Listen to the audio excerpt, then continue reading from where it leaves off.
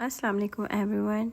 Here is Parisa Ahmed. Welcome to you all on my YouTube channel. Let's continue with the novel Teri Ulfat Mein Sanam by Iqra Sakir Ahmed, episode 8. Let's start. बेजी असर की नमाज से फारिग होकर जाए नमाज लपेट रही थी कि कॉल बेल की आवाज़ पर इन्हें दरवाज़ा खोलने जाना पड़ा। दरवाज़ा खुलते ही बाहर खड़ी फैशनेबल ख़ातून को देखकर वो कुछ कह भी ना पाई थी कि वो इन्हें नज़रअंदाज करके बड़े एतमाद से अंदर चली आई थी। किससे मिलना है आपको?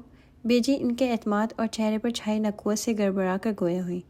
गोल्डन ब्राउन सिल्क की साड़ी बग़ैर आस्तीनों के मुख्तसर ब्लाउज़ में नज़र आता सफ़ेद बदन, कानों में डायमंड के आवीज़े, गर्दन में डायमंड नेकलेस, दोनों हाथों में तलाई चूड़ियाँ और डायमंड जड़े कड़े पहने, दोनों हाथों की उंगलियों में भी डायमंड और गोल्ड की अंगूठियाँ दमक रही थीं। चेहरे पर ताज़ा मेकअप की चमक थी। सुर्खी माइल ब्राउन बाल शानों से भी ऊपर थे। मिशेल इसी घर में रहती है? नफासत से सजे सजाए खूबसूरत लाउंज को बड़ी हिकारत से देखते हुए इसी अंदाज में गोया हुई। जी हाँ, आप बैठें, मैं अभी इन्हें बुला कर लाती हूँ। बेजी इनकी निगाहों की काट और लहजे की हिकारत से खौमखौह घबराहट का शिकार हो रही थी। वो इन्हें बैठने का कहकर हाँफती काँपती ऊपर पहुँची थी। खिलाफ मामूल आज कमरे का दरवाज़ा बंद न था। कमरे में दाखिल होने की इजाज़त भी जल्द ही मिल गई थी। उन्होंने अंदर जाकर मिशेल को बताया कि कोई ख़ातून इससे मिलने आई हैं। कोई ख़ातून मिलने आई हैं? वो जो अभी बात लेकर निकली थी और गाउन में मलबूस थी, बालों में ब्रश चलाते हुए गोया हुई। ये तो मैंने मालूम ही नहीं किया। नहीं मालूम किया तो करके आओ, मैं इस तरह हर किसी से नहीं मिलती। वो तेवरियाँ चढ़ाकर दृष्टि से बोली। बेजी इस औरत का नाम मालूम करने के लिए पलटी ही थी कि इसी दम दरवाज़े का हैंडल घूमा था और दरवाज़ा खोलकर वो अंदर दाखिल हो गई थी। बेजी तो इसकी जुर्रतमंद बेतकल्लिफ़ी पर सटपटा कर रह गई थी, जबकि मिशेल ने दरवाजे की आवाज़ पर मुड़कर देखा और हैरत से आंखें फाड़ कर देखती की देखती रह गई। मिशेल मेरी जान, ये तुम हो? वो बाहें फैलाकर इनकी तरफ बढ़ी। मिशेल जो आंखें फाड़े इनकी तरफ बेयकीन निगाहों से देख रही थी, इन्हें इस तरह बेकरारी से अपनी तरफ बढ़ते देखते इसका सकता टूटा था। फूफो जान, इसने चीखने के अंदाज में कहा और दौड़कर इनसे लिपट गई। वो एक जज्बाती मंजर था। काफ़ी देर तक वो एक दूसरे से लिपटी रही थी। बेजी इनकी नज़रों से गोया ओझल थी। बेजी ने चंद लम्हे रुक कर इनका मिलाप देखा, फिर खामोशी से कमरे से निकल आई और किचन में आकर इनकी खातिर व मदारत की तैयारियों में जुट गई। बहू के मैके से पहली बार कोई आया था, इन्हें तो दिल खुलकर तैयारी करनी थी। कहाँ चली गई थी आप? जज्बात मुतवाज़न हुए तो मिशेल इनसे अलहदा होते हुए आहिस्तगी से गोया हुई थी। अहमद को हार्ट सर्जरी के लिए अमेरिका जाना था, वहीं गए थे। वो सोफे पर नीम दराज होते हुए गोया हुई। इनकी निगाहें बारीक बीनी से मिशेल के सरापे का जायज़ा ले रही थी। हार्ट सर्जरी के लिए? मगर आपके मुलाजिम तो बता रहे थे कि आप वर्ल्ड टूर पर निकले हैं। वो बालों में बैंड लगाकर इनके सामने बैठते हुए गोया हुई। ये नौकर भी कमबख्त बहुत ही काया होते हैं। मालिकों की हर बात पर इनके कान लगे होते हैं। वो दिल ही दिल में खूब तिल मिलाई, फिर कसदन धीमे से मुस्कुराकर गोया हुई। इरादा तो वर्ल्ड टूर का ही था, मगर अहमद को अचानक हार्ट की तकलीफ़ इतनी बड़ी कि हमें ट्रीटमेंट के लिए अमेरिका जाना पड़ा। ना मालूम क्या लिया दिया आ गया जो सिर्फ दवाओं पर ही टली। सर्जरी से बच गए। रुपया पानी की तरह बहाना पड़ा था जब कहीं जाकर जान छूटी अहमद की। मिशेल का तफसीली जायज़ा लेने के बाद इनकी निगाहें बेडरूम के ज़र्रे ज़र्रे का मुआयना कर रही थी, साथ ही साथ बोलती भी जा रही थी। अंकल को बड़ी तकलीफ़ से निजात मिल गई। ये खुशी की बात है। रुपया ज़िंदगी से बढ़कर तो अजीज़ नहीं होता। अंकल सेहतमंद हो गए हैं, रुपया बहुत कमा कर देंगे आपको, इसने मुस्कुरा कर कहा था। इसके अंदाज की सादगी, सोच की तब्दीली और पुरवकार लहजे की शाइस्तगी ने राफिया को चौंकने पर मजबूर कर दिया था। आज से कबल वो कहाँ इतनी शाइस्तगी और एतमाद से गुफ्तगू करती थी। इसके अंदाज में हमेशा से लापरवाही और लाउबालीपन शिद्दत से मौजूद था। वो बचपन से इनके अंडर में रही थी। वो इनकी आंखों से, इनके कानों से सुनती, इनके दिमाग से सोचती थी। उन्होंने अपने खुदगर्ज और लालची फितरत के बायस अपने शहर से निकलने ही नहीं दिया था। इसके ज़रिए ही तो इसकी दौलत हथिया कर ऐश व इशरत की ज़िंदगी गुजार रही थी, और अब 6-7 महीनों के अंदर वो बिल्कुल बदली बदली लग रही थी। क्या हुआ? ऐसे क्यों देख रही हैं? कोई बात माइंड कर गई हैं? अपनी तरफ इन्हें आंखें फाड़े देखकर वो परेशानी से गोया हुई। नहीं, भला मैं कभी आपकी किसी बात का बुरा मान सकती हूँ? وہ اس کی جانب محبت سے دیکھتے ہوئے شیریں لہجے میں گویا ہوئیں۔ مشیل ان کے انداز پر نہال ہو گئی۔ بھائی جان نے بہت ظلم کیا ہے میرے ساتھ، وہ سرد آہ بھر کر گویا ہوئیں۔ لڑائی جھگڑے تو میں کس خاندان میں کس گھر میں نہیں ہوتی، سب جگہ ہوتا ہے ایسا، مگر جلد ہی ناراضگی بھلا دی جاتی ہے۔ لڑائی جھگڑے مٹا کر دوستی اور اپنائیت کے رشتے استوار ہو جایا کرتے ہیں۔ لیکن بھائی جان نے تو ساری زندگی کے لیے میرے اور جوجو کے دل پر داغ لگا دیا، ایسا گھاؤ لگایا ہے کہ جس کا زخم تا حیات نہ بھر سکے گا۔ وہ دہائی دینے کے انداز میں گویا تھی، اور مشیل جو ان کی کیفیت سمجھ رہی تھی، جوجو کے نام پر ایک دم اس کا دل دھڑکا تھا۔ گزرے لمحوں کی فلم ذہن کی اسکرین پر چلنے لگی تھی، اس کے اندر اضطراب سا پھیلنے لگا تھا۔ بھائی جان کو اگر تم کو مجھ سے جوجو سے علیحدہ ہی کرنا تھا، تمہیں کسی دوسرے گھرانے کی بہو بنانا تھا، تو کوئی اپنے اسٹینڈرڈ کا داماد، اپنی حیثیت کی فیملی تو منتخب کرتے۔ انہوں نے نہ اپنے اسٹینڈرڈ کا خیال کیا نہ اپنی حیثیت کا، صرف مجھے نیچا دکھانے کی خاطر بیٹی کی شادی اپنے ہی فرم کے ملازم سے کر دی۔ ہائے ہائے، کیسا غضب ہو گیا یہ! کس طرح میں اپنا منہ سوسائٹی کے لوگوں کو دکھاؤں گی، لوگوں کے غلط الٹے سیدھے سوالوں کا جواب دوں گی؟ لوگ تو سیدھے سادے معاملوں کو ہرا بھرا کر بدنام کرتے ہیں۔ پھر یہ تو بہت ہی مشکوک معاملہ ہوا کہ نہیں، چھپ چھپا کر بیٹی کی شادی ملازم سے کر دینا، جبکہ سب جانتے تھے کہ آپ کی اور جوجو کی منگنی ہوئی ہے اور جلد شادی ہونے والی ہے۔ وہ ایک ایک زخم ادھیڑ رہی تھی اور اس کے اندر درد بڑھتا جا رہا تھا۔ پھپھو، آپ نے بھی بے مروتی اور لاپرواہی کی حد توڑ دی تھی۔ اس وقت ہر شے کو آپ نے اس طرح توڑا تھا کہ لگتا تھا ہم کبھی جڑ ہی نہیں پائیں گے۔ کیسے نہ جڑ پائیں گے؟ رشتے کوئی کانچ کے برتن نہیں ہوتے جو ٹوٹ گئے تو ٹوٹ گئے، نہ ہی شاخوں سے ٹوٹے پھولوں کی طرح ہوتے ہیں کہ مرجھا کر فنا ہو جائیں۔ یہ تو سانسوں کی آمد و رفت کے ساتھ چلتے ہیں۔ جلد بازی اور غصہ انسان کو کبھی بھی درست راہ نہیں دکھاتا۔ پھوپھو جان، آپ کی باتوں، آپ کے چیلنج نے مجھے اسی وقت ہوش و خرد سے بیگانہ کر دیا تھا۔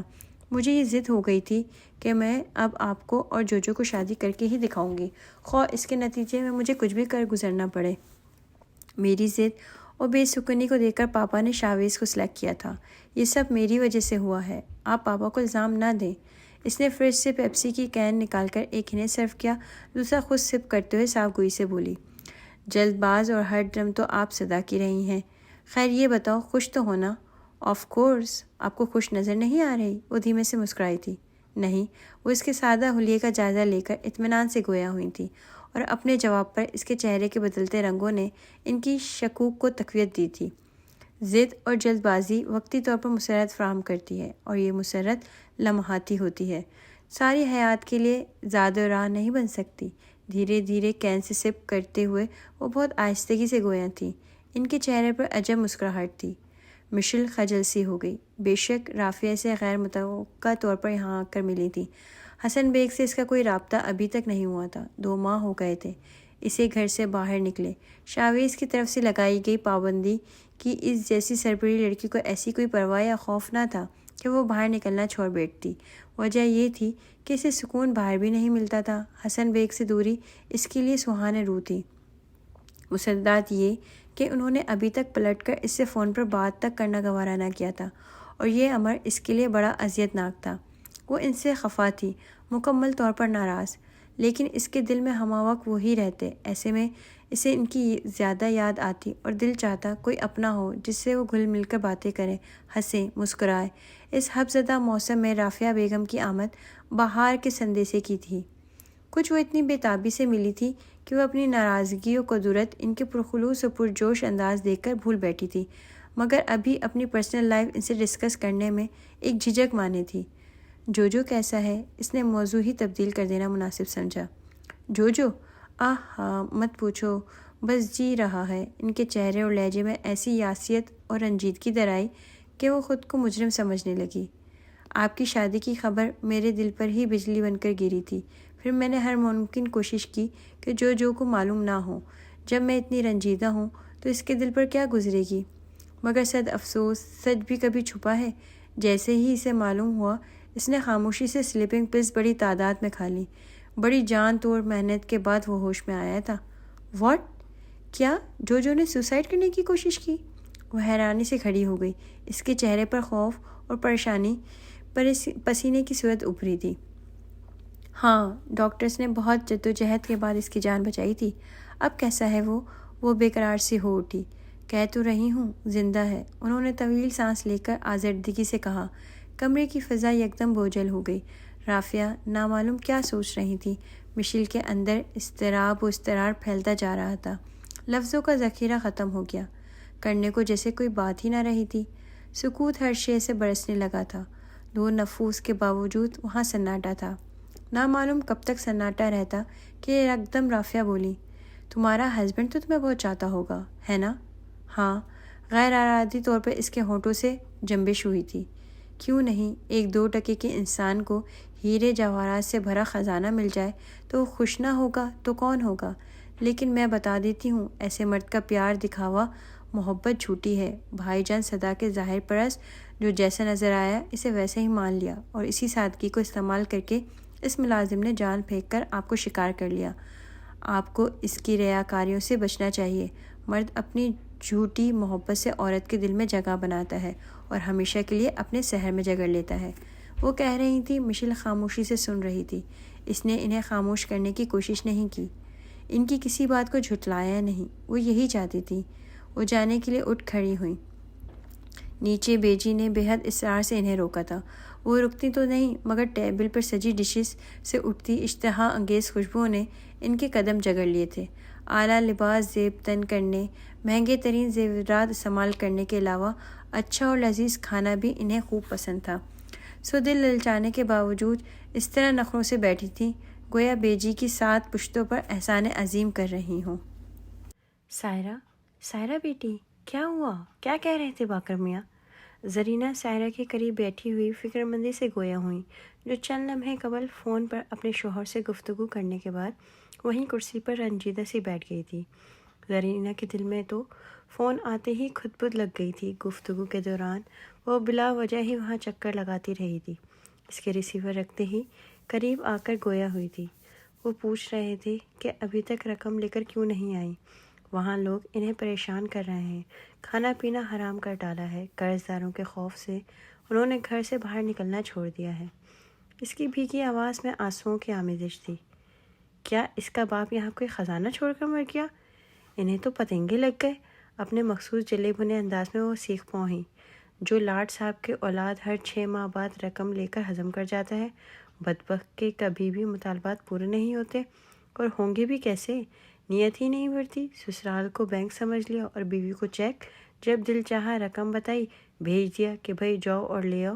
وہ تیز تیز بول رہی تھی۔ ان کی پڑوسن حمیدہ جو کسی کام سے آئی تھی، انہیں چیختے دیکھ کر متجسس سی اندر آئی تھیں۔ کیا ہوا زرینہ؟ کیوں غصے ہو رہی ہو؟ اور سائرہ کیوں رو رہی ہے؟ اپنے نصیبوں کو رو رہی ہے سائرہ۔ قسمت پھوٹ گئی میری بچی کی، کیسا بدذات ڈاکو مل گیا میری بچی کو۔ وہ ماتم زدہ لہجے میں گویا تھی۔ ہائے، کیا اب ڈاکے ڈالنے شروع کر دیے باقر میاں نے؟ وہ حیرت سے آنکھیں نکال کر بولیں۔ لو، اب انہیں بہت پہلے سے انہوں نے کام شروع کر رکھا ہے، اور یہ شوق صرف وہ سسرال میں ہی پورا کرتے ہیں۔ یہیں سے اتنا مل جاتا ہے کہ کہیں باہر ہاتھ پاؤں چلانے کی ضرورت ہی محسوس نہیں ہوتی۔ اچھا، پھر اس نے سائرہ بیٹی کو رقم لینے بھیج دیا ہے؟ ہاں، اور رقم بھی اتنی ہے کہ میں نہیں دے سکتی۔ کہاں سے دوں بھلا؟ سائرہ کے ابا کوئی دولت جائیداد چھوڑ کے مرے نہیں، سرکاری نوکری پیشہ شخص تھے، اور تھے بھی بے حد ایماندار۔ اوپر کی آمدنی کو بھی کبھی ہاتھ نہیں لگایا۔ اب وہی بیٹے کا حال ہے، ورنہ اصغر کے ساتھی سبھی نوٹوں میں کھیل رہے ہیں، کاروں اور بنگلوں کے مالک سے بنے ہوئے ہیں۔ اچھی بات ہے نا اماں، قبر میں کوٹھی، بنگلے، دولت اور کاریں نہیں جائیں گی، صرف اعمال جائیں گے۔ اللہ کرے بھائی اسی طرح ایمانداری کا دامن تھامے رہے۔ زندگی تو ایک دھوکہ ہے، نہ معلوم کب دغا دے جائے۔ سائرہ نے موضوع بدلنے کے لیے بات کی تھی اور خاموشی سے آنسو صاف کر لیے تھے۔ وہ حساس تھی، اپنی مجبوری اور باقر کی خود غرضی کو بخوبی جانتی تھی، اور ماں بھائی کے حالات سے بھی واقف تھی۔ اس کی خوددار طبیعت بار بار ماں کے در پر ہاتھ پھیلانے کو نہ چاہتی تھی، مگر باقر جب دھمکی دیتا کہ وہ دوسری شادی کر لے گا اور اسے طلاق دے کر ہمیشہ کے لیے گھر بھیج دے گا، تو بس یہی طلاق کا خوف اس کی خودداری پر غالب آ جاتا تھا۔ پھر نہ چاہتے ہوئے بھی وہ مانگنے چلی آتی تھی۔ بیٹی، یہی باتیں تو اپنے میاں کو کیوں نہیں سمجھاتی؟ دیکھو نا، اس طرح اچھا تھوڑی لگتا ہے۔ پھر وہ ایک ہی تو داماد نہیں ہے، اور بھی تو 3 داماد ہیں۔ کبھی ان کے کانوں میں یہ بات پڑ گئی تو بہت برا ہوگا۔ حمیدہ نے سائرہ کی طرف دیکھتے ہوئے ناصحانہ انداز میں کہا۔ وہ تینوں داماد میرے ہیرا ہیں، ہیرا، بڑی عزت کرتے ہیں۔ زرینہ فخریہ لہجے میں گویا ہوئی۔ دامادوں کو ہیرا سے کیڑا بننے میں کوئی دیر نہیں لگتی۔ بڑی حریصانہ طبیعت ہوتی ہے ان لوگوں کی سسرال کے معاملوں میں۔ بہوؤں سے زیادہ کائیاں اور خطرناک داماد ثابت ہوتے ہیں۔ وہ قائل کرنے والے لہجے میں گویا تھی۔ میری بچی ماں نہیں بنی، بس یہی خطا ہے اس بد نصیب کی۔ اس خامی کی بنا پر میاں نے انگلیوں پر نچا رکھا ہے، ورنہ میری بیٹی میں کوئی عیب نہیں ہے۔ سگر ہے، سلیقہ مند ہے، سسرال میں بھی ہر ایک کی خدمت کرتی ہے، پھر بھی کم بختوں کے دل موم نہیں ہوتے۔ مجھے تو اس کی ساز شکل سے ہی چنڈال لگتی ہے۔ یقیناً اس نے تعویذ گنڈے کروا کر بیٹے کو قابو میں کر رکھا ہے۔ حمیدہ کو نہیں سوجی تھی۔ نہیں خالہ، ایسی بات نہیں ہے، وہ تمہیں کیا معلوم آج کل لوگ اپنا سکہ جمانے کے لیے کیسے کیسے کام کرتے ہیں۔ وہ اس کی بات قطع کر کے پر یقین لہجے میں گویا ہوئیں۔ ان کی بات سن کر زرینہ کا بھی ماتھا ٹھنکا۔ انہیں بھی کچھ ان کی بات میں صداقت محسوس ہوئی۔ میں نے تو کبھی اس بات کو محسوس ہی نہ کیا۔ تم نے تو بالکل نئی راہ دکھائی حمیدہ۔ خود ہی سوچو، کون سا مرد ہے جو آج کل کے دور میں بیوی کو اہمیت نہ دے؟ یہ تو کوئی چکر ہی لگتا ہے جو آدمی بیوی چھوڑ کر اطمینان سے بیٹھ جائے۔ ہاں، یہ بات تو تم نے سچ کہی۔ دور ہی کیوں جاؤ، اپنے اصغر کو ہی لے لو، کتنی مجھ سے محبت کرتا ہے، مگر بیوی کے خلاف ایک لفظ نہیں سن سکتا۔ بیوی میکے چلی جائے تو رات دن وہاں کے چکر لگاتا ہے۔ سسرالیوں کی او بھگت تو پوچھو ہی نہ۔ آج کل ایسے ہی ہتھ کنڈے اپنائے جاتے ہیں۔ میں تو بہت واقف ہوں ایسے کاموں سے۔ وہ رازدارانہ انداز میں کہتی ہوئی ان کی جانب کھسک گئی تھی۔ کیا تم کسی ایسے کرنے والے کو جانتی ہو جو میری بچی کی زندگی سدھار دے؟ گھر میں ان تینوں کے علاوہ کوئی اور نہ تھا، پھر بھی وہ اس موضوع پر سرگوشیوں میں باتیں کر رہے تھے۔ ہاں جانتی ہوں میں، ایک ہی ہیں اللہ والے، بہت پہنچی ہوئی ہستی ہیں۔ سچ؟ کبھی تم نے کوئی کام کروایا ہے؟ زرینہ ایک دم پرجوش ہو گئی۔ کوئی ایک کام؟ بہت کام کروائے ہیں، وہ فخریہ انداز میں مسکرائیں۔ اماں، یہ کن چکروں میں پڑ رہی ہیں آپ؟ سائرہ ناگوار لہجے میں بولی۔ یہ کن چکروں سے کیا مراد؟ یہ تو ایک مسلم حقیقت ہے کہ جہاں دوا اثر نہ کرے وہاں دعا اثر دکھاتی ہے، انہوں نے ڈپٹتے ہوئے کہا۔ چلو جا کر حمیدہ کے لیے چائے بناؤ۔ وہ انہیں مطلب براری کے لیے موزوں لگیں تو انہیں ان کی خاطر کا بھی خیال آیا۔ سائرہ، جو پہلے ہی اس کام کے لیے اٹھ رہی تھی، ان کے کہنے سے مزید پھرتی سے گئی۔ موسم بدل رہا تھا، گرمیاں رخصت ہو رہی تھیں، سردیوں کی آمد تھی۔ بدلتے موسم نے ماحول میں ایک اداسی و بے کلی سی بھر دی تھی۔ وہ جو رنگوں، روشنیوں اور ہنگاموں میں زندگی بسر کرنے کی عادی تھی، ان وحشت بھری اداسیوں میں گھٹ کر رہ گئی تھی۔ رافعہ ایک مرتبہ کے بعد دوبارہ نہیں آئی تھی، اور نہ جاتے وقت اسے گھر آنے کی دعوت دے کر گئی تھی۔ اسے یہ بات بری طرح کھلی تھی۔ انا پرس وہ صدا کی تھی، معمولی سے معمولی بات فوراً نوٹ کرتی تھی۔ سو چاہنے کے باوجود پھپھو کی طرف نہیں گئی تھی، مگر دل کسی ضدی بچے کی طرح ہمک کر وہاں جانے کی ضد کر رہا تھا۔ دل کی بے سکونی تو اسی دم سے سوا تھی جب اسے معلوم ہوا تھا کہ جوجو نے اس کی شادی کی خبر سن کر صدمے سے خودکشی کر کے جان دینے کی کوشش کی تھی۔ اس انکشاف نے اس کے اندر سوئی ہوئی محبت کو از سر و نو بیدار کر ڈالا تھا۔ اب وہ اس کشمکش کا شکار ہو کر ذہنی تکن کا شکار ہو گئی تھی۔ پھر موسم کی تبدیلی اور ذہنی تھکاوٹ نے اسے بخار میں مبتلا کر ڈالا تھا۔ کھانا اس نے کمرے میں ہی کھایا تھا۔ بخار کی شدت کے باعث نامعلوم کس وقت اس کی آنکھ لگ گئی۔ وہ وہیں بیڈ پر لیٹ گئی، پھر اس کی آنکھ شاویز کے مسلسل پکارنے پر کھلی تھی۔ کیا ہے؟ وہ اسے بیڈ کے قریب کچھ جھکے دیکھ کر غنودگی میں بولی۔ محترمہ، میں آپ سے گزارش کر رہا ہوں کہ سونا چاہتا ہوں، اس نے اسی طرح کھڑے کھڑے قدرے جھک کر کہا۔ تو سو جاؤ، کس نے منع کیا ہے؟ کچی نیند اب بھی اس کے حواسوں پر سوار تھی۔ اجازت نہیں لے رہا، آپ سے عرض کر رہا ہوں کہ آپ اپنی زلفوں کو سمیٹیے، کیونکہ ان کی چھاؤں میں سونے کا قطعی ارادہ نہیں رکھتا۔ طنز میں ہمیشہ اس کا لہجہ ازحد مہذب اور شائستہ ہو جایا کرتا تھا۔ اس کی خوبصورت آنکھوں میں عجیب کاٹ اور مسکراہٹ میں پنہاں تمسکر نے لمحوں میں اس کی نیند اڑا دی۔ وہ جھٹکے سے اٹھ کھڑی ہوئی۔ ہزار بار تھوکتی ہوں میں اس گھٹیا بیڈ پر۔ کوئی بات نہیں، تھوک کر چاٹنا آپ جیسے لوگوں کی عادت ہوتی ہے۔ وہ کہاں اس سے دبنے والا تھا، سو اطمینان سے کہتا ہوا بیڈ پر دراز ہو گیا اور ہاتھ بڑھا کر ٹیبل لیمپ آف کر دیے تھے۔ مجھے یہاں نہیں رہنا، میں یہاں سے چلی جاؤں گی۔ اندھیرے میں اس کی زہریلی آواز ابھری تھی۔ کہاں؟ اپنی پھپھو صاحبہ کے پاس؟ ہاں، بلکہ جوجو کے پاس۔ اس کے لہجے میں عجیب سا طنز تھا۔ وہ جو دن بھر کا تھکا ہوا تھا اور اب سو کر اپنے اعصاب پرسکون کرنا چاہتا تھا، ہلکے پھلکے انداز میں کہی گئی اپنی بات پر مشل کے لبوں سے نکلنے والے لفظوں نے گویا اس کے اندر الاؤ دہکا دیا تھا۔ اسے ایسے لگا جیسے ہزاروں سانپ اسے ڈسنے لگے ہوں۔ کیا کہا تم نے؟ اس نے ہاتھ بڑھا کر ٹیبل لیمپ آن کیا اور اس کی جانب گھورتے ہوئے سرد لہجے میں استفسار کیا۔ وہی جو تم نے سنا، وہ شانے اچکا کر ادا سے گویا ہوئی۔ جوجو؟ کان کھول کر سن لو، جوجو کا جوک تمہاری میری زندگی میں شامل ہونے کے ساتھ ہی ختم ہو گیا تھا، اس لیے اب دوبارہ تمہارے لبوں پر اس کا نام نہیں آنا چاہیے، انڈرسٹینڈ؟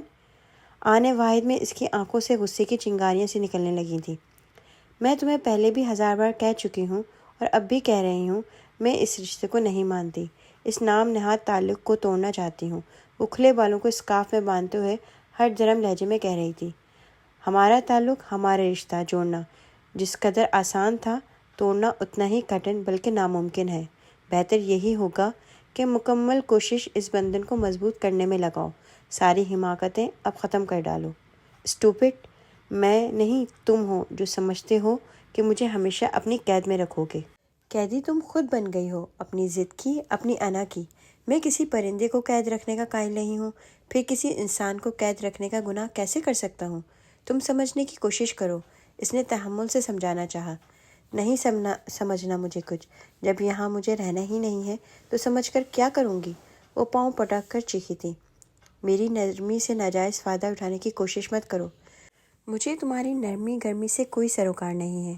میں اس فضول رشتے کو مزید برداشت نہیں کر سکتی مسٹر شاویز خان۔ بہتر یہی ہوگا کہ تم مجھے ڈائیورس دے دو۔ تم میرے سٹینڈرڈ کے نہیں ہو اور نہ ہی میرے ساتھ کسی کبھی انڈرسٹینڈنگ ہو سکتی ہے۔ میں نے اتنا وقت یہاں گزارا صرف پاپا کے فیصلے کا احترام کرتے ہوئے، ان کی خواہش کی خاطر، لیکن اب میری برداشت کی انرجی فیل ہو چکی ہے۔ میں صبح چلی جاؤں گی۔ پنک نائٹی میں اس کے حسین چہرے پر ازحد بیزاری اور لا تعلقی تھی۔ وہ بیڈ کے قریب ہی کھڑی تھی، اس کے تیور بگڑے ہوئے اور انداز فیصلہ کن تھا۔ شاویز اٹھ کر بیٹھ گیا۔ میرے لیے یہ تعلق توڑنا ناممکن ہے، اس نے سپاٹ لہجے میں کہا۔ کیوں؟ مجھ سے تعلق توڑنا مطلب دولت سے تعلق توڑنا ہے۔ میں جانتی ہوں، دولت کی طلب نے ہی تمہیں یہ کھیل کھیلنے پر مجبور کیا ہے۔ تم جو بھی سمجھو، مجھے کوئی اعتراض نہیں ہے۔ مجھے اعتراض ہے، مجھے تمہاری صورت سے نفرت ہے، تمہارے گھر، تم سے وابستہ ہر چیز سے نفرت ہے، اور یہ نفرت کی انتہا ہے کہ میں تمہارے ساتھ اب نہیں رہنا چاہتی۔ مجھے تم سے کوئی انسیت نہیں ہے، نہ مجھے تمہاری پرواہ ہے۔ میرے سارے احساسات، تمام جذبات جوجو کے لیے ہیں۔ وہ گویا ہر قسم کے نارمل احساسات سے عاری سحر زدہ لہجے میں کہہ رہی تھی۔ وہ پہلے ہی اس کی جذباتیت سے آگاہ تھا، پھر جوجو کے ساتھ اس کی دوستی کے آزادانہ مظاہرے دیکھ بھی چکا تھا۔ شاویز کے لیے یہ سب نیا نہ تھا۔ وہ اس سے ایسی باتوں کی توقع رکھتا تھا، مگر توقع اور مشاہدہ دو علیحدہ قسمیں ہیں۔ توقع نے اسے مطمئن کر رکھا تھا، مگر روبرو مشاہدہ تکلیف دہ اور ناقابل برداشت تھا۔ بے شک اس نے اسے صرف اپنا نام دیا، بیوی کا درجہ نہیں دیا، مگر صرف نام کے حوالے سے ہی اس کے منہ سے نکلنے والے جوجو کے لیے الفاظ اس کی مردانگی اور غیرت پر تازیانہ بن کر لگ رہے تھے، جن پر وہ بمشکل ضبط کیے ہوئے تھا، جبکہ مشل پر تو جیسے کوئی دیوانگی طاری ہو گئی تھی۔ وہ جیسے خود فراموشی کے عالم میں کہے جا رہی تھی، جوجو کے ساتھ سے پہلے میں خود کو لڑکی ہی نہیں سمجھتی تھی۔ پاپا کی شخصیت سے متاثر ہو کر میرے سارے شوق، سب کھیل، حتیٰ کہ لباس و انداز بھی مردانہ تھے۔ پھر جوجو کا ساتھ ملا تو مجھے محسوس ہوا کہ میں لڑکی ہوں۔ میرے سینے میں بھی دل ہے، میرے جذبات ہیں، میری آرزوئیں امنگیں ہیں۔ وہ میری باہوں میں باہیں ڈال کر مرگزاروں کی سیر کرتا تو ہوائیں گیت گاتی تھیں، ستارے گنگناتے تھے، جھرنوں کے سرگم میں مجھے اپنے دل کی دھڑکن سنائی دیتی تھی۔ سبزے پر اس کے ساتھ قدم سے قدم ملا کر چلنا اچھا لگتا تھا۔ جب وہ میری شان میں قصیدے پڑھتا تو مجھے محسوس ہوتا ساری کائنات میرے قدموں کے نیچے چلی آئی ہے، اور میں جوجو کا ہاتھ تھامے نیلے آکاش کی عمیق وسعت و شٹ آپ، شٹ یور ماؤتھ، اس کا حوصلہ، اس کی برداشت، اس کا ضبط جواب دے گیا اور وہ چیخ اٹھا۔ وہ گویا تصورات کی دنیا میں جوجو کے سنگ تھی۔ اس کے ایک دم اشتعال سے چیخنے پر وہ حواسوں میں لوٹ آئی تھی۔ اس کا غصے سے سرخ چہرہ، لہو رنگ آنکھیں دیکھ کر وہ کاٹدار مسکراہٹ سے گویا ہوئی۔ اب میرا منہ اس وقت تک بند رہے گا جب تک تم مجھے ڈائیورس دے کر یہاں سے نہیں بھیجو گے۔ ہرگز نہیں، میں کبھی بھی ایسا نہیں کروں گا۔ اس گھر سے تمہاری روح تو جا سکتی ہے مگر جسم نہیں۔ بڑی مشکل سے وہ خود پر ضبط کیے ہوئے تھا۔ میں نے تو سنا تھا مڈل کلاس مرد بڑے جذباتی ہوتے ہیں، عورت کے منہ سے کسی غیر مرد کا نام سن کر اسی وقت اسے طلاق دے دیتے ہیں، مگر تم میں شاید حمیت نہیں ہے۔ وہ چرکے پر چرکے لگا رہی تھی۔ خاموش ہو جاؤ، مت میرے حوصلے کو آزمائش میں ڈالو۔ چش چش چش۔ دولت بھی کیا شے ہے، بندے کو کس حد تک گرا دیتی ہے کہ وہ اپنے وقار، اپنی حمیت، اپنی مردانگی تک کو کچل ڈالتا ہے۔ کان کھول کر سن لو، میں جوجو سے ملوں گی، تم اس سے نہیں مل سکتی۔ وہ قریب آ کر غرایا۔ کون روکے گا مجھے؟ تم؟ حیثیت کیا ہے تمہاری؟ صرف ایک نمائشی شوہر کی، دولت کے حریص منافق شخص کی؟ میں کبھی پرواہ نہیں کرتی اور نہ ہی کروں گی۔ ایک عرصے بعد پھر اس پر پرانا روپ چڑھا تھا، پورا اعتماد، بے باک، نڈر، ہر دھرم، ضدی اور اپنی بات منوانے والی سرشت اونت کر آئی تھی۔ وہ برداشت کر رہا تھا، ضبط اور کڑے ضبط کے نئے نئے جہانوں سے گزر رہا تھا۔ مشل کے لبوں سے نکلا ایک ایک جملہ اس کی حمیت، انا، قوت برداشت و حوصلے کی ردا کو تار تار کرتا جا رہا تھا۔ جوجو مجھ سے محبت کرتا ہے۔ میری شادی کی خبر سن کر اس نے سوسائڈ کی کوشش کی تھی، تھینکس گاڈ وہ بچ گیا۔ اگر وہ مر جاتا تو میں بھی مر جاتی۔ میں اس کے بغیر کیسے جی سکتی تھی؟ جوجو، مائی ہارٹ، مائی لائف، مائی لو۔ جوجو ضبط کی سرحدیں عبور ہو چکی تھیں، برداشت و حوصلے کی ردا کی دھجیاں بکھر گئی تھیں۔ ایک دہکتا ہوا الاؤ تھا، شعلے اگلتا لاوا جو شاویز کی نس نس میں بہہ اٹھا اور اس کے رگ رگ سے چنگاریاں نکلنے لگیں۔ وہ کسی شعلے کی مانند ہی اس کی جانب بڑھا تھا اور مینکان کے انداز میں اس کا دایاں ہاتھ متواتر چلنے لگا۔ تڑاک تڑاک تڑاک کی زوردار آوازیں کمرے کی خاموش فضا میں ارتعاش پیدا کرنے لگیں۔ تھپڑ اتنے زوردار اور طاقتور تھے کہ وہ بے ساختہ درد سے چیخنے لگی تھی۔ میں نے کہا تھا نا، آئندہ کبھی میرے حوصلے کا امتحان مت لینا۔ تمہاری زبان درازی بلکہ بس زبان درازی کا علاج میرے ہاتھ بآسانی کر سکتے ہیں۔ تم سمجھتی ہو اس طرح چیپ گفتگو کے ذریعے تم مجھے مشتعل کر کے اپنا کام آسان کر لو گی؟ میں عام سطحی نام نہاد غیرت مندی کا مظاہرہ کر کے تمہیں ڈائیورس دے دوں گا اور تم آزاد ہو جاؤ گی؟ نہیں، یہ ممکن ہی نہیں۔ تمہاری اس چیپ گفتگو سے میں کسی انتہائی فیصلے پر نہیں پہنچا، لیکن یہ ضرور ہوا ہے کہ تمہاری اندر کی غلاظت پوری طرح عیاں ہو گئی ہے۔ تم ایک بد کردار، بد نیت اور بد خصائل لڑکی ہو، بلکہ صنف نازک کے نام پر سیاہ دھبہ ہو۔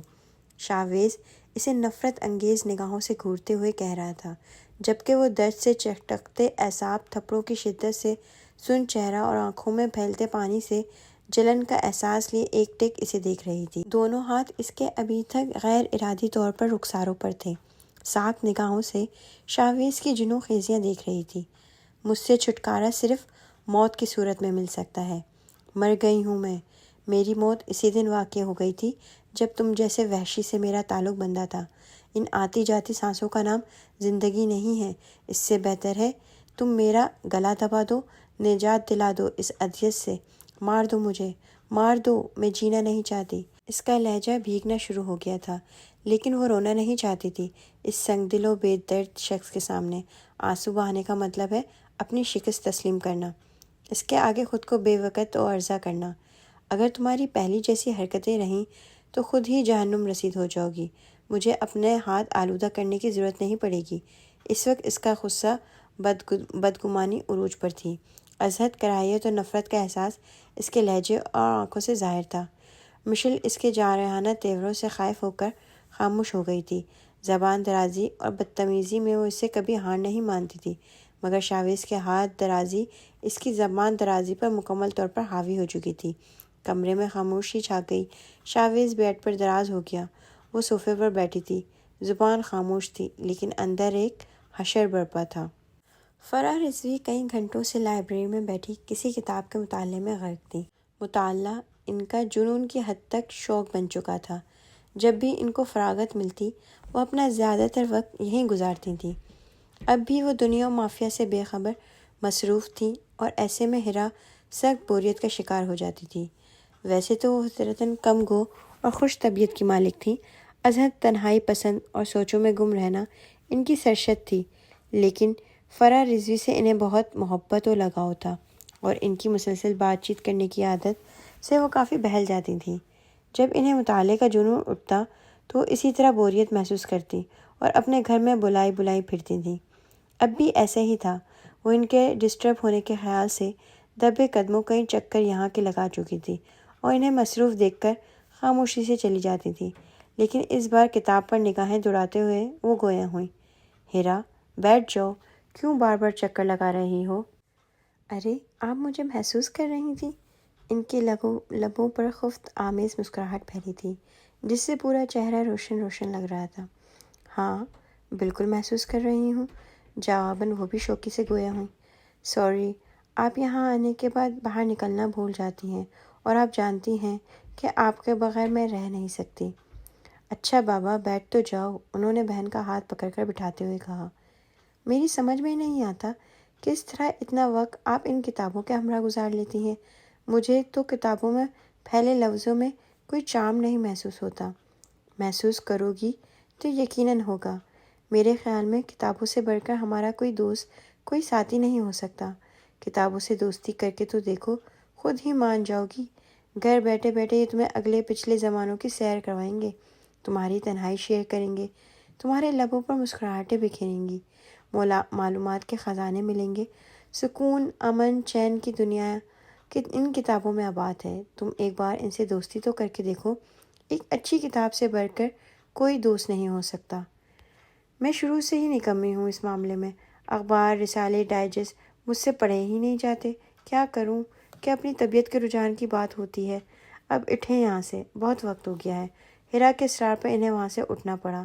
وہاں سے وہ لیونگ روم میں آ کر بیٹھ گئیں۔ اب کہو کیا بات ہے؟ وہ کشنز کے سہارے نیم دراز ہو کر گویا ہیں۔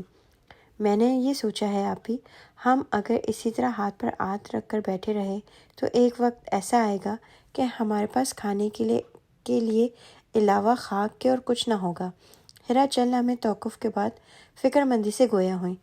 مشل انڈسٹریز میں ہم نے رقم لگا دی ہے، 1 ماہ ہو چکا ہے، 2 ماہ بعد ہمیں رقم ملنا شروع ہو جائے گی، مگر کب تک کھائیں گے ہم؟ ایک نہ ایک دن منافع ملنا بند ہو جائے گا اور ہم خالی ہاتھ ہو جائیں گے، پھر کیا کریں گے؟ میں نے تو کبھی اس انداز میں سوچا ہی نہیں۔ ان کی آنکھوں میں بھی تفکرات کی پرچھائیاں ابھری تھیں۔ وہ سیدھی ہو کر بیٹھ گئیں۔ میں نے یہ سوچا ہے ہم کوئی چھوٹا سا بزنس سٹارٹ کریں، کوئی ایسا بزنس جس سے ہماری فکر بھی ختم ہو جائے اور دوسری ضرورت مند عورتوں کو بھی باعزت کام مل جائے، جس سے وہ اپنی ضروریات زندگی کا بوجھ بانٹ سکیں۔ ایسا کیا کام ہو سکتا ہے؟ پھر ایسی ہنرمند عورتیں ہمیں کہاں سے ملیں گی؟ آپی، ہنر اور ذہانت ہماری عورتوں میں بے مثال ہے، ضرورت ہے انہیں استعمال کے مواقع دینے کی۔ ہمارے ملک کی عورتیں بہت باصلاحیت اور ہنرمند ہیں، زندگی کے ہر میدان میں وہ اپنا کردار، اپنے فرائض بخوبی انجام دے رہی ہیں۔ تم جانتی ہو ہماری خواتین 3% ناخواندہ ہیں۔ جی، اس کے باوجود وہ اپنی بساط و صلاحیت کو برے کار لا کر اپنے گھر، اپنے فرائض کی ادائیگی کرتی ہیں۔ گاؤں ہو یا شہر، ہر جگہ کڑی مشقت کرتی ہیں، کڑھائی، بنائی، سلائی کرنے میں ماہر، امور خانہ داری میں تاک، کھیتوں کھلیانوں میں مردوں کے شانہ بشانہ کام کرنے والی۔ وہ چند لمحے توقف کے بعد پھر گویا ہوئی۔ تعلیم یافتہ ہیں تو اہم عہدوں پر ذمہ داریاں نبھا رہی ہیں۔ ہماری عورت گاؤں کی ہو یا شہر کی، تعلیم یافتہ ہو یا ان پڑھ، اپنی ذمہ داریاں بخوبی نبھا رہی ہیں۔ ہاں، اس سے کس کو انکار ہے؟ مگر بزنس کیا سوچا ہے تم نے؟ وہ کون سا کام ہے جو ہم بآسانی سے کروا سکیں؟ کل حمیدہ آ جائے، اس سے معلوم کروں گی۔ وہ 1 ہفتے کی چھٹی لے کر گئی ہوئی ہے، اس کی بیٹی کی طبیعت ٹھیک نہیں ہے۔ کیوں نہ ایسا کریں، ہم خود وہاں چلیں۔ حمیدہ بہت ہمدرد اور اچھی عورت ہے، برسوں سے ہمارے ہاں کام کر رہی ہے اور کبھی شکایت کا موقع نہیں دیتی۔ جا کر اس کی بیٹی کو دیکھ کر آئیں گے تو خوش ہو جائے گی اور اس کی بستی میں دوسری عورتوں سے بھی معلومات کریں گے کہ وہ کون کون سے ہنر میں طاق ہیں۔ ہیرا کو ان کا مشورہ پسند آیا اور وہ جانے کے لیے تیار ہو گئیں۔ وہ صبح اٹھا تو ذہن کو بوجھل محسوس کیا۔ معلوم نہیں یہ رات والی ٹینشن کا اثر تھا یا سوچوں نے اعصاب و بدن کو تھکن زدہ کر دیا تھا۔ وہ خود کو ازحد مضطرب محسوس کر رہا تھا۔ اس نے کھڑکی کا پردہ سرکا کر دیکھا۔ شاید رات کو بارش ہوئی تھی۔ فضا میں بھیگی مٹی کی دل آویز مہک رچی ہوئی تھی۔ اس نے بے اختیار لمبی لمبی سانسیں لے کر اس مہک کو اندر اتارا اور گویا پس مردگی اور ازمہلال برف کی مانند پگھلنے لگا۔ وہ کافی دیر تک دھلے دھلائے سبز پتوں پر چمکتے پانی کے شفاف قطرے دیکھتا رہا۔ پھولوں کے رنگ بارش سے دھل کر مزید شوق ہو رہے تھے۔ بادل ابھی بھی سیاہ تھے۔ خوفناک سا اندھیرا چھایا ہوا تھا۔ دھیرے دھیرے چلتی ہوا میں فرحت بخش ٹھنڈک تھی۔ ساتھ ہی من چاہا ہو، حیات پرسکون اور مسرت سے لبریز ہو تو ہر موسم دلکش و پربہار لگتا ہے کہ اصل موسم تو بندے کے اندر ہوتا ہے۔ اس کے اندر کا موسم حب زدہ خزاں آلود تھا۔ ذہنی تفکرات نے اسے مضطرب و بے سکون کر ڈالا تھا۔ مصدات رات مشل کر اپنے سامنے بے باکی سے جو کے لیے جذبات کا اظہار اسے اس کی اہمیت کو بری طرح گھائل کر چکا تھا۔ وہ بمشکل اپنے آپ پر قابو پائے ہوئے تھا، ورنہ اس کی اہمیت کا تقاضا تھا کہ مشل کے ٹکڑے ٹکڑے کر ڈالے۔ مشل کے متعلق ذہن میں خیال آتے ہی اس کے خون کی روانی شریانوں میں تیز ہو گئی۔ وہ کھڑکی سے ہٹ کر باتھ روم کی طرف بڑھ گیا۔ باتھ روم سے فارغ ہو کر وہ آفس جانے کی تیاری کرنے لگا۔ اسی دوران اس نے غلطی سے بھی اس کی طرف ایک نگاہ نہ ڈالی جو صوفے کے بجائے نیچے کارپٹ پہ بے سود پڑی تھی۔ مجھے تمہاری طبیعت کچھ ٹھیک نہیں لگ رہی بیٹے، کیا بات ہے؟ نیند پوری نہیں ہوئی کیا؟ ناشتے کی ٹیبل پر بیجی اسے دیکھتے ہوئے فکر مندی سے استفسار کرنے لگی۔ کچھ تھکن محسوس ہو رہی ہے بیجی، آپ فکر مت کریں، ٹھیک ہو جاؤں گا۔ اس کے وجی چہرے پر دھیمی مسکراہٹ کافی افسردہ تھی۔ بیجی بے چین ہو گئی۔ خوش رہا کرو شاویز، تمہیں افسردہ اور اداس دیکھ کر میں خود کو مجرم محسوس کرتی ہوں۔ مجھے یہ احساس بے کل کر ڈالتا ہے کہ میری جلد بازی ناعاقبت اندیشی کی سزا تمہیں مل رہی ہے۔ ان کی نگاہیں اس کے وجی چہرے پر تھیں۔ گرے پینٹ کوٹ میں اس کی شاندار پرسنالٹی نمایاں تھی۔ ازحد سنجیدگی نے اس کے وقار کو جاذبیت بخشی تھی۔ وہ ایسا تھا جس کی چاہ ہر لڑکی کر سکتی ہے۔ پھر وہ لڑکی کیوں خود کو نہیں بدلتی، کیوں قدر نہیں کرتی؟ اچھا بیجی، میں جا رہا ہوں۔ وہ بریف کیس لے کر اٹھا تو بیجی چونک اٹھی اپنے خیالوں سے۔ اچھا بیٹے، اللہ کے سپرد، کار دھیان سے چلانا۔ حسب عادت وہ اسے گیٹ تک چھوڑنے آئی اور جب تک اس کی غیر نگاہوں سے اوجھل نہ ہو گئی کھڑی ہاتھ ہلاتی رہیں۔ یہ ان کا روز کا معمول تھا۔ ساری رات سوتے جاگتے گزری تھی۔ شاویز سے وہ بدظن پہلے دن سے ہی تھی، پھر اس کے خشک و سرد اہانت آمیز رویے نے ان کے درمیان فاصلوں کی خلیج کھڑی کر دی تھی۔ وہ اپنے حسن و جوانی کی دلربائی اور رعنائی پر نازا تھی۔ اس احساس تفاخر نے اسے بہت غرور اور خود پسندی بخشی تھی۔ اپنے بے تحاشا حسن کے زعم پر ہی اس نے فتح حاصل کی تھی، مگر پہلی بار اسے شاویز جیسے کٹھور بے حس شخص سے شکست محسوس ہوئی تھی۔ اپنی انا، اپنی خودداری اسے بے حد عزیز تھی۔ شاویز کا بار بار ہاتھ اٹھانا اسے احساس ذلت و توہین میں مبتلا کر گیا تھا، اور اب وہ اس کے ساتھ ایک لمحہ بھی گزارنے پر رضامند نہ تھی۔ جب انسان کے اندر جذبات بھپرے ہوں تو پھر وہ نفع و نقصان کے متعلق ہرگز نہیں سوچتا۔ اس وقت وہ بھی نفرت کے جذبات کے طوفان میں گھری ہوئی تھی۔ اس دم ہر چیز سے نفرت اور کراہیت محسوس ہو رہی تھی۔ ہر قیمت پر وہ یہ گھر چھوڑنا چاہتی تھی، پھر کبھی دوبارہ نہ آنے کے لیے۔ اس وقت اس پر صرف ایک جنون سوار تھا کہ شاویز نے اس پر ہاتھ اٹھایا ہے۔ ایک بار نہیں، بار بار۔ شاویز کے بیدار ہونے سے قبل وہ جاگ گئی تھی اور اس کے تیار ہونے اور کمرے سے جانے تک بے حس و حرکت پڑی تھی۔ پھر اس کے کمرے سے جانے کے بعد وہ اٹھ کر بیٹھ گئی۔ اس کے گھر سے آفس جانے کا انتظار اسے تھا۔ جانتی تھی اگر اس کے ارادے کی بھنک بھی اسے مل گئی تو اسے قید کر ڈالے گا۔ اس نے فیصلہ کر لیا تھا یہاں سے پھوپھو جان کے پاس جانے کا۔ کل تک وہ خواہش کے باوجود اس لیے نہ جا سکی تھی کہ وہ اسے انوائٹ نہیں کر کے گئی تھی۔ یہ بات اسے سخت ناگوار گزری تھی۔ یہ کل کی بات تھی اور اس کی انا پر کاری ضرب نہ لگی تھی۔ جس طرح بڑا حادثہ چھوٹے حادثے کے اثر کو زائل کر دیتا ہے، بالکل اسی طرح وہ یہ فرموش کر چکی تھی کہ وہ پھوپھو کے ہاں بنا بلائے جا رہی ہے۔ اسے احساس تھا تو صرف یہ کہ شاویز نے اس پر ہاتھ اٹھایا ہے، اسے تھپڑ مارے ہیں، اس کی توہین و تذلیل کی ہے۔ منہ ہاتھ دھو کر اس نے کپڑے چینج کیے تھے، بالوں میں برش کرنے کے بعد انتظار کرنے لگی شاویز کے گھر سے جانے کا۔ وقت مقررہ پر وہ گھر سے نکل گیا۔ احتیاطاً اس نے کھڑکی سے ذرا جھانک کر دیکھا۔ اس کی وائٹ کرولا सड़क पर फराटे भरती लम्हों में ओझल हो गई थी। काश ये सफ़र तुम्हारी ज़िंदगी का आखिरी सफ़र साबित हो, कमीने इंसान। इसने खिड़की से हटते हुए दिल ही दिल में इसे बद्दुआ दी। इसके टूटे बिखरे असाब तेज़ी से हैरत अंगेज़ तौर पर हरकत करने लगे थे। सामान वगैरह इसे कुछ नहीं लेना था। इसने सिर्फ हैंड पर्स लिया था। दरवाज़ा आहिस्तगी से बंद करके बिना आवाज़ सीढ़ियों से वो नीचे उतर कर आई थी। लाउंज में खामोशी थी। इसने मोहतात अंदाज में लाउंज से मुल्हका बेजी के कमरे में झांक कर देखा। बेजी जो सुबह सवेरे उठने की आदी थी, शाहवेज़ के जाने के बाद 1-1.5 घंटा सो जाया करती थी, अब भी वो इसके मंसूबे से बेखबर इत्मीनान से सो रही थी। वो इत्मीनान से चलती हुई गेट तक आई। दरवाजे में ऑटोमेटिक लॉक था जो अंदर बाहर से खुद ब खुद लॉक्ड हो जाया करता था। इसने आहिस्तगी से बटन पुश किया था। दरवाज़ा खोलकर वो बाहर आई। सर्द हवा के झोंकों ने बाहर इसका इस्तकबाल किया था। मौसम अबर आलूद और खनकी लिए हुआ था। तेज़ बुखार में तपते इसके जिस्म में कपकपी पैदा हो गई थी, लेकिन इसने खुद को संभाल लिया था। राहदारी अबूर करके वो बाहर बरामदे में आ गई थी, जिससे चंद सीढ़ियाँ अबूर करके सामने लॉन था और लॉन से थोड़ी दूर गेट। इसकी खुशकिस्मती थी कि इस वक्त लॉन और गेट खाली था। ना सिर्फ खाली था बल्कि खुला हुआ भी था। शायद चौकीदार किसी ज़रूरी काम से चला गया था।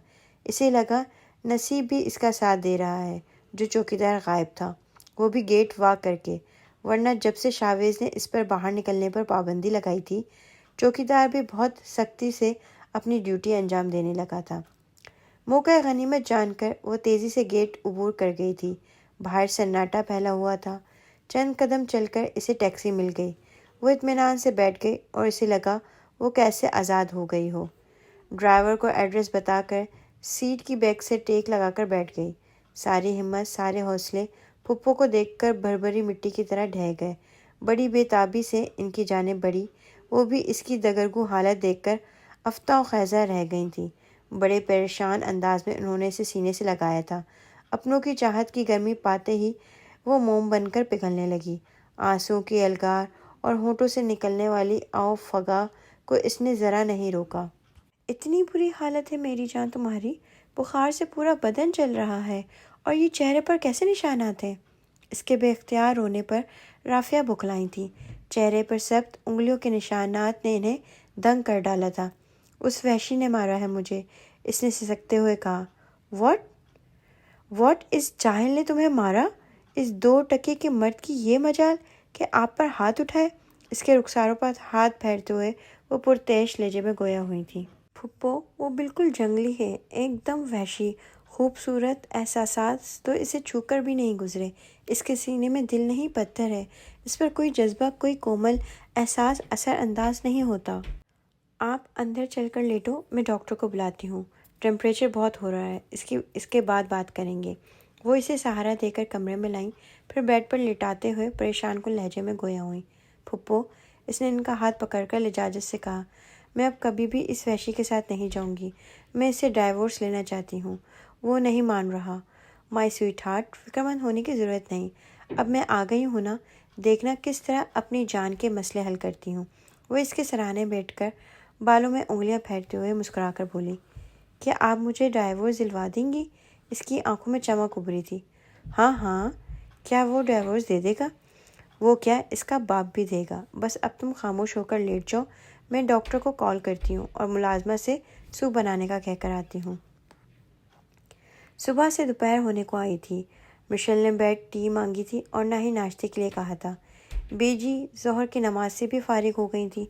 अब इन्हें बेचैनी लग रही थी कि क्या बात है जो इसने अभी तक कोई राब्ता नहीं किया था। वो कमरे से बाहर तो नहीं आती थी, सिर्फ इंटरकॉम पर इसके ऑर्डर्स मिला करते थे।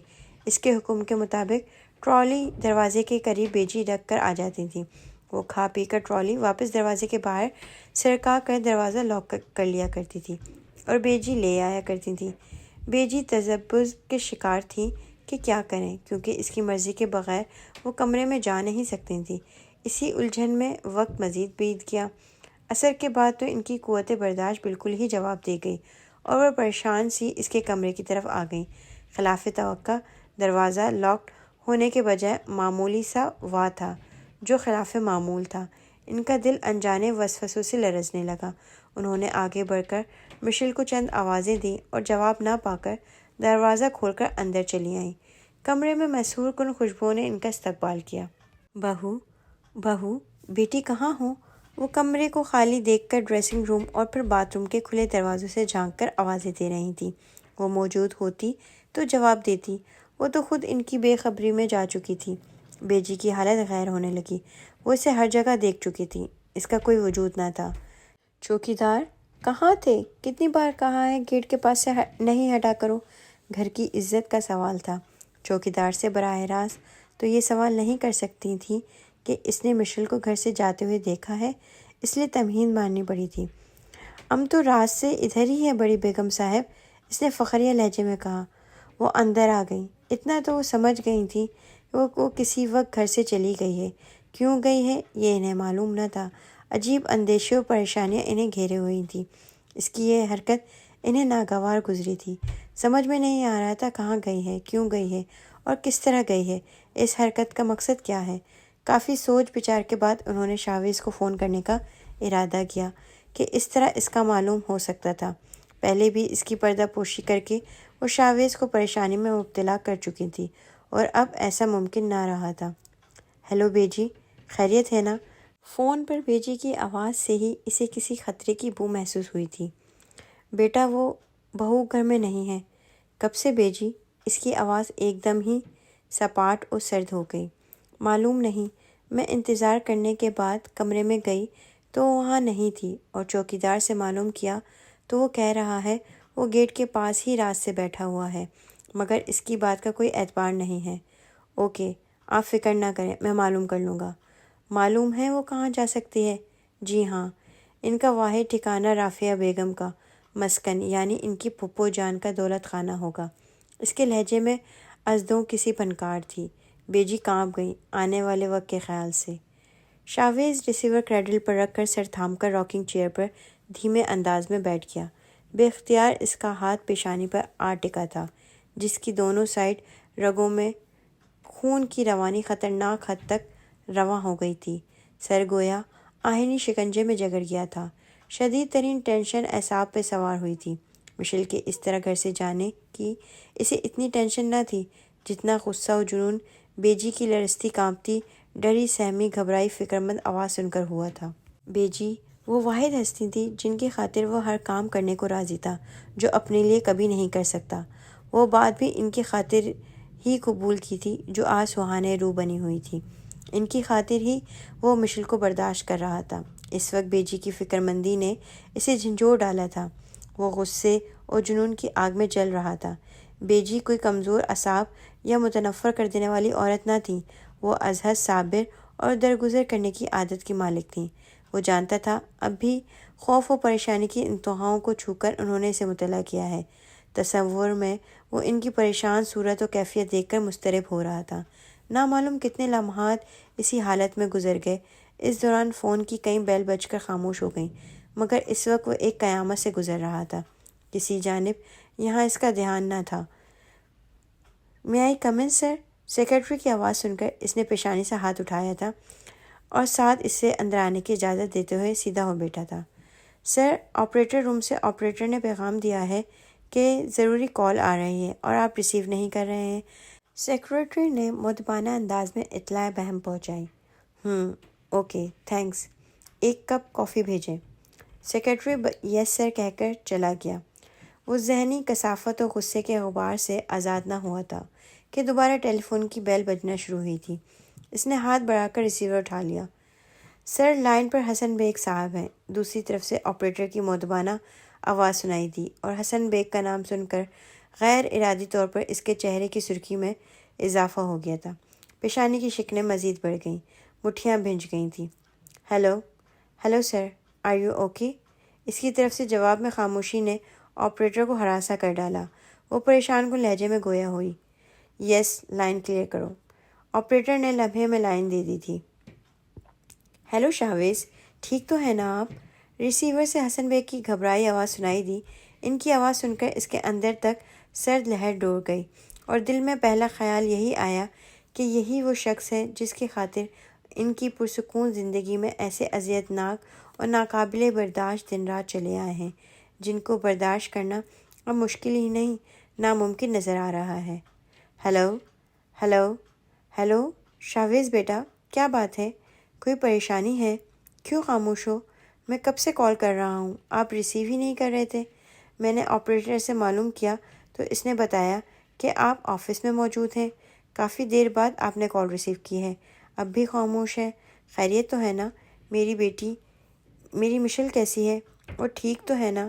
ان کے لہجے کی بے قراری اضطراب میں ڈھل گئی تھی۔ وہ ایک سانس میں بولتے چلے گئے، جنہیں دوسروں کی خیریت مطلوب نہیں ہوتی، جو کسی کی خوشیوں سے سروکار نہیں رکھتے۔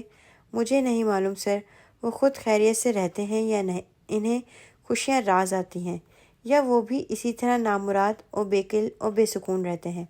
کیا کہہ رہے ہیں آپ؟ کیا ہوا بیٹا، صاف کہو۔ وہ ازحد بوکھلاہٹ اور پریشانی کا شکار ہو گئے تھے۔ خطرے کی گھنٹی انہیں اپنے کانوں میں نہیں دل میں بجتی محسوس ہوئی تھی۔ آپ کی صاحبزادی آج نامعلوم پہر میرے غریب خانے سے جا چکی ہیں، بغیر اطلاع اور بغیر اجازت کے۔ اس نے اپنے لہجے کی تلخی اور تندی چھپانے کی صحیح بالکل بھی نہ کی۔ اس کے سخت و تند لہجے کی ناگواریت اس کی ذہنی دباؤ کی خماس تھی۔ اوہ، یہ کیا ہوا؟ وہ کہاں گئی؟ میں کیا کہہ سکتا ہوں؟ اس کا انداز لاتعلقی اور تنفر سے بھرپور تھا۔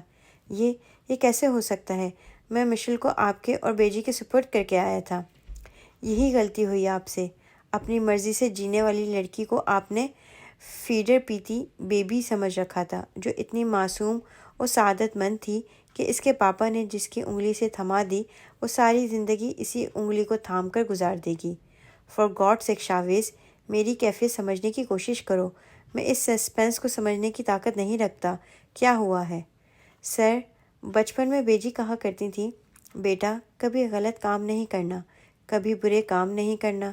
جو غلط اور برے کام کرتے ہیں، اللہ میاں انہیں سزا دینے کے لیے دوزخ میں ڈال دیتے ہیں، جہاں انسان جل کر بھسم ہو جاتا ہے، مگر اسے سکون نہیں ملتا۔ وہ جلتا ہے، پھر درست ہو جاتا ہے، پھر جلتا ہے، پھر درست ہو جاتا ہے۔ اس کے درد، ٹرپ، تکلیف میں کوئی کمی نہیں آتی۔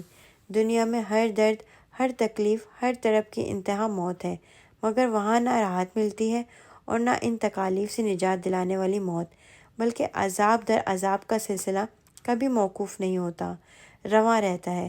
اور یہ میری بد نصیبی کہہ لیجیے یا قسمت کی کہ لوگوں کو مرنے کے بعد ان کے اعمال کی سزا ملتی ہے۔ میں زندہ ہی جہنم رسید ہو گیا ہوں۔ میں نے بڑی سادہ زندگی گزاری ہے، برے کاموں سے بھی بچتا رہا ہوں، لیکن اب سوچتا ہوں شاید انجانے میں مجھ سے بڑے بڑے گناہ ہوئے ہیں، جن کا عذاب مجھے آپ کی بیٹی سے شادی کی صورت میں مل رہا ہے، جو میری قوت برداشت کو شکست دے چکا ہے۔ ایسے نہ کہو بیٹا، آپ تو بہت نیک اور سعادت مند بچے ہیں۔ یہ سزا تو میرے لیے ہے، جس کی لپیٹ میں آپ بھی آ گئے ہیں۔ میں مانتا ہوں مشی جیسی ہٹ درم لڑکی کے ساتھ گزارا کرنا خود کو امتحان میں، آزمائش میں مبتلا کرنے کے مترادف ہے، اور اس امتحان میں آپ جیسے بہادر اور حوصلہ مند مرد ہی کامیاب ہوتے ہیں۔ مشی کم عقل اور ناسمجھ لڑکی ہے۔ پلیز سر، کم عقل اور ناسمجھ نہیں بلکہ بدتمیز اور اخلاق سے بے بہرا لڑکی ہے، جو نہ اپنے بڑوں کی عزت کرنا جانتی ہے، نہ اپنے سے وابستہ لوگوں کی پرواہ ہے اسے، بلکہ میاں بیوی کے درمیان بندے رشتے کی اس کے نزدیک کوئی وقعت نہیں ہے۔ یو ڈونٹ مائنڈ سر، وہ گھر بسانے والی لڑکی نہیں ہے۔ مشل کے خلاف بھرا ہوا زہر اس کے لہجے میں پھنکارے مار رہا تھا۔ وہ بہت سخت اور بے مروت لہجے میں گفتگو کر رہا تھا۔ دوسری طرف حسن بیگ کی حالت غیر ہونے لگی تھی۔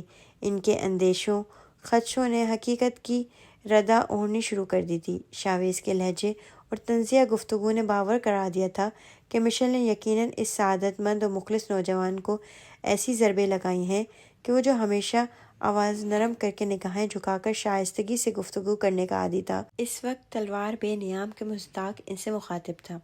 صبر سے میرے بیٹے، صبر سے کام لو۔ چند دن اور میری خاطر۔ کسی فاقہ زدہ سائل کی طرح انہوں نے اپنا کشکول اس کے سامنے پھیلا دیا تھا۔ لہجہ نم تھا۔ میری صبر کی انتہا ہو چکی ہے۔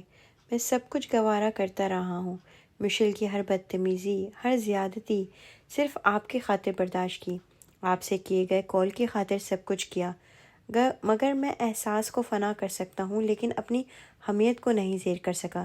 اس سے میں شکست کھا گیا، ہار گیا، بری طرح ہار گیا۔ اس کے سرد و ترش لہجے میں کچھ نرمی آئی تھی۔ مشیل نے ایسا کیا جو آپ کی حمیت مجروح ہوئی؟ آپ کی سوسائٹی میں شاید یہ بات معیوب نہ سمجھی جاتی ہو، لیکن میرا ضمیر اور میری غیرت یہ بات، بلکہ بات نہیں، گالی کبھی برداشت نہیں کر سکی کہ میں اپنی بیوی کے منہ سے اس کے محبوب کے قصیدے سنوں۔ وہ چند لمحے خاموش ہوا تھا اور بیگ صاحب پر مکمل صورتحال واضح ہو گئی تھی۔ چند ساعتوں تک دونوں طرف خاموشی رہی۔ شاویز اپنے اندر ایک دم اٹھنے والی اشتعال کو روکنے کی کوشش کر رہا تھا اور حسن بیگ صاحب اسے تسلی دینے، سمجھانے کے لیے مناسب لفظوں کا چناؤ کر رہے تھے۔ شاویز، مرد ہوتا ہے، طبقات بہت ساری چیزوں کو بدل ڈالتے ہیں، مگر مرد کی مردانگی کو نہ آج تک کوئی اسٹینڈرڈ سوسائٹی بدل سکی ہے، نہ بدل پائے گی۔ اپنی حمیت، اپنی عزت، اپنی غیرت کے معاملے میں سب مرد ایک جیسے ہوتے ہیں۔ I am so sorry sir, مجھے افسوس ہے، ہمارا ساتھ اب نہیں چل سکے گا۔ میری اندرونی حالت سے آپ واقف نہ ہو سکیں گے۔ میں اپنے ساتھ ہونے والی زیادتی معاف کرنے کی ہمت رکھتا ہوں، مگر بیجی کے ساتھ زیادتی کرنے والے کو کبھی معاف نہیں کر سکتا، اور نہ ہی اپنی محبت و انا سے کھیلنے والے کو معاف کر سکتا ہوں۔ اس معاملے میں ازحد خود پسند و خود غرض ہوں۔ جس طرح زمین و آسمان ایک نہیں ہو سکتے، سمندر کے کناروں کا یکجا ہونا ناممکن ہے، رات دن کا ملاپ نہیں ہو سکتا، اسی طرح میرا اور مشیل کا ساتھ ممکن نہیں۔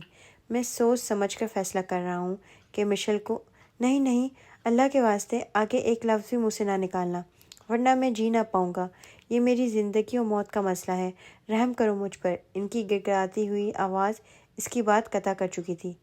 کوئی بھی باپ اپنی بچی کو اجڑتا نہیں دیکھ سکتا۔ آپ کی بیٹی بسی ہی کب تھی؟ اس کا دھیما لہجہ شفاف تھا۔ میرے لیے یہ احساسی طمانینت کا باعث ہے بیٹا کہ وہ آپ جیسے اچھے اور نیک لوگوں کے درمیان ہے، اور اچھائی تو ایک ایسی روشنی ہے جو ہر تاریک شے کو منور کر ڈالتی ہے۔ بے شک مشیل ابھی لاعلمی اور لادینی کی تاریکی میں ڈوبی ہوئی ہے، مگر مجھے یقین ہے کہ بہت جلد وہ خود روشن ہو کر دوسروں کے لیے مشعل راہ بنے گی۔ میں خوابوں پر یقین نہیں رکھتا، اور آپ کو بھی ایڈوائز کر رہا ہوں کہ خواب دیکھنا چھوڑ دیجیے۔ خوابوں کی دنیا جتنی دلکش و حسین ہوتی ہے، حقیقت میں اس قدر ہی بھیانک اور بدصورت ہوتی ہے، جس سے ہم کبھی کمپرومائز نہیں کر سکتے۔ اس کا انداز دو ٹوک تھا۔ اس وقت آپ بہت ڈسٹرب لگ رہے ہیں، مجھے احساس ہے یہ سب میری وجہ سے ہوا ہے۔ آپ نے، بیجی نے بہت ساتھ دیا ہے میرا، اور میں آپ کو بیجی کا ہی واسطہ دیتا ہوں۔ کسی انتہائی فیصلے پر پہنچنے سے پہلے سوچ لینا۔ ایک مرد کی بربادی ایک خاندان کی بربادی ہوتی ہے، اور عورت کی بربادی معاشرے کی بربادی ہوتی ہے۔ مجھے معلوم ہو چکا ہے رافعہ جواد کو لے کر پاکستان پہنچ چکی ہے، اور اب وہ اپنی ناکام حسرتوں کا بدلہ لے گی۔ مشیل تو شروع سے ہی اس کی آنکھ کے اشاروں پر چلتی ہے۔ آپ کو میں نے بہت ذی شعور سمجھا تھا، اور آپ ہیں بھی۔ اتنی آسانی سے آپ ان سے شکست تسلیم کر لیں گے؟ مشی کے بارے میں نے آپ کے کسی طرز عمل کو رد نہیں کیا، آپ کے کسی سلوک، کسی جبر کے خلاف کوئی بات نہ کی، اور نہ آئندہ کبھی کروں گا۔ آپ نے کہا آپ انا پسند ہیں، حمیت کے بنا آپ ادھورے ہیں، تو رافعہ سے جیتنا بھی آپ کی انا و حمیت کی جیت ہے۔